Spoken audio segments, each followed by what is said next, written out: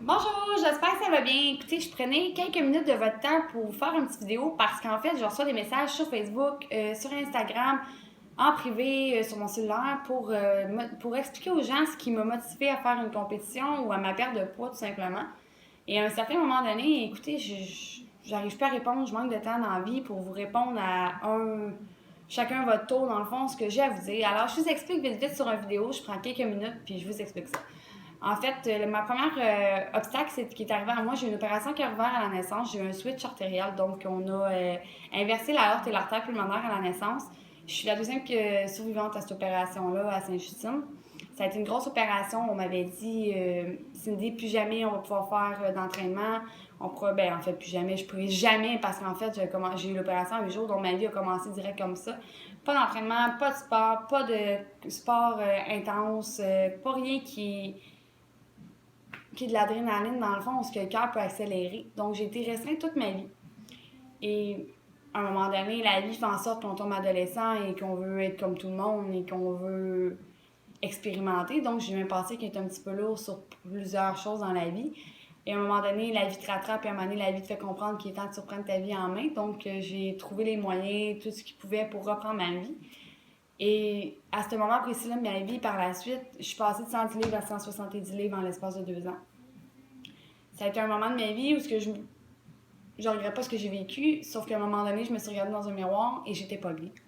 Et je crois que dans la vie, quand on n'est pas bien envers soi-même, quand on se regarde dans un miroir et qu'on se regarde et qu'on se dit « je ne m'aime pas quand je m'habille, je ne suis pas bien », eh bien, je crois que la première motivation part dans ta tête. Peu importe ce que les gens vont dire, peu importe ce que les gens vont penser, ou peu importe le quotidien qu'on vit, quand on veut reprendre notre vie en main et d'être bien dans sa peau, tout part de la première motivation qui est nous-mêmes. Par la suite, j'ai décidé d'aller m'inscrire au gym. Je suis jamais rentrée dans un gym de ma vie. J'arrive là, je suis traumatisée. Je me dis, je comprends pas moi-même qu'est-ce que je fais ici. Je suis vraiment désespérée pour commencer ça là. Par contre, je pense que c'était un préjugé. Je jugeais que les autres avaient une facilité plus facile que moi, j'avais un quotidien chargé.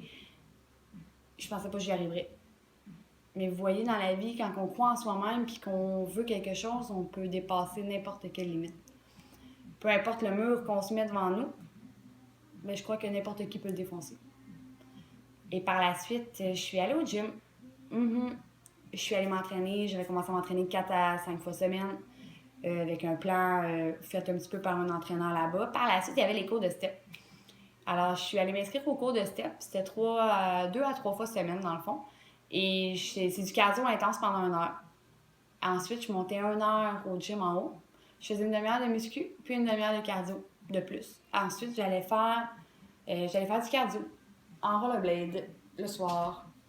Et je m'étais acheté un agenda, j'écrivais tout dans mon agenda ce que je mangeais parce que je buvais beaucoup de Pepsi, je mangeais beaucoup de pain, je mangeais beaucoup de pâtes, alors j'essayais de tout réduire.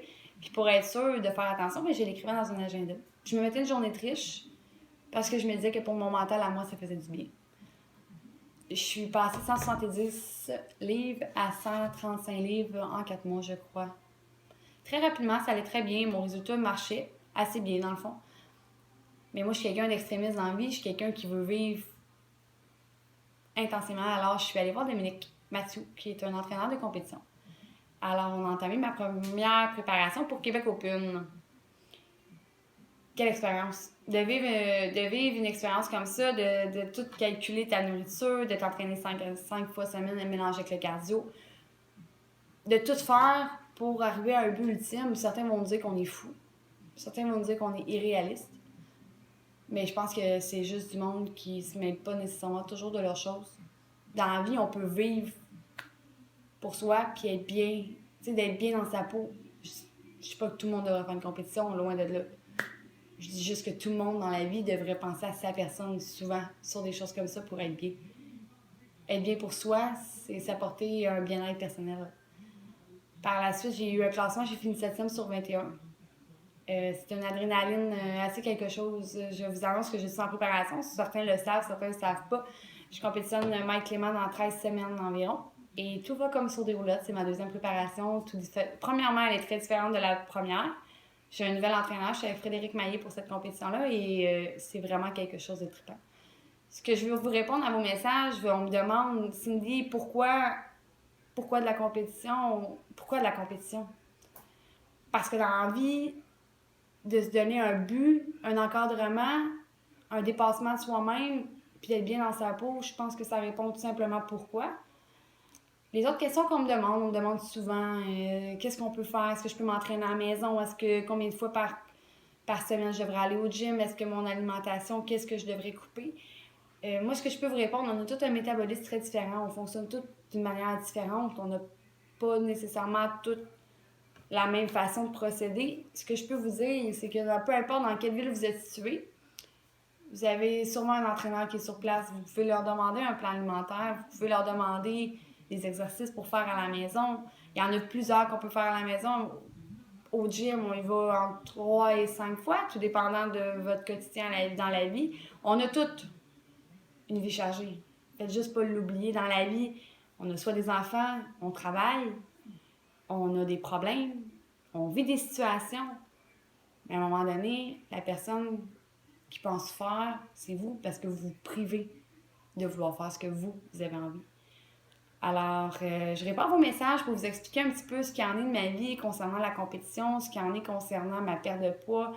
J'ai une motivation très, très, très en hausse et très motivante. Je suis vraiment motivée à affronter n'importe quel but, peu importe si je travaille à 4h30 du matin ou peu importe la vie que j'ai.